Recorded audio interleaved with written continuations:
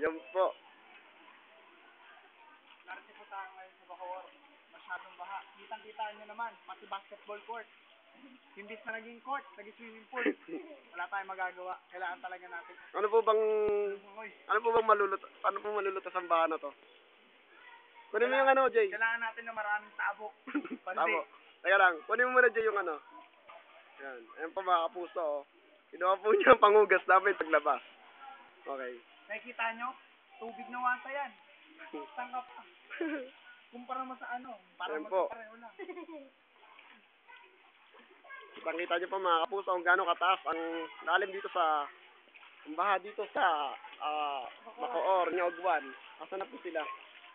Wala pa. Nakikita nyo po, nakikita tayo sa Bacoor. Ganito po kami sa Nyogwan. Yan po mga kapuso.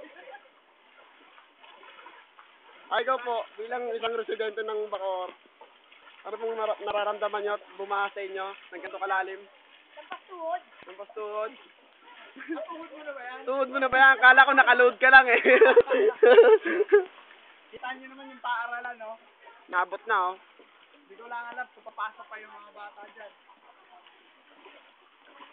Ngayon, mag-side ka. Maganda pa mag-side ka.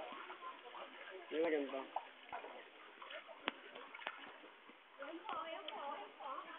Medyo tayo dito, medyo. Talaga naman, napakalalim pa ng mga baha. Baka na yan. Binabaha kami. Ganito kami sa Nyogwan. Pause muna. Narito pa rin po tayo sa Nyogwan. Kita niyo po ang aking ama. Siya po ay bit-bit na namin. Inuwi niya na po kasi baka mabasa at kalawang. Nandito kami. Ganyan kami sa Nyogwan. Yan po. Lobo. O, yun. Kita-kita niyo na po, may lumulutang pang brief. Ayun po, lumulutang na brief. Sana yun? Grabe oh, pati lumulutang.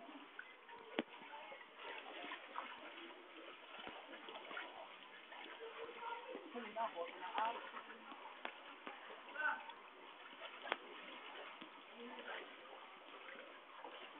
Introduce mo yung barangay natin.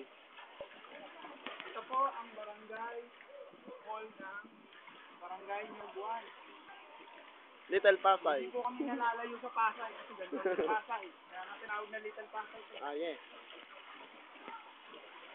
Kita nyo naman mga palay. Palay yun. Hindi. Damo. Damo lang yun. Damo lang pala yan.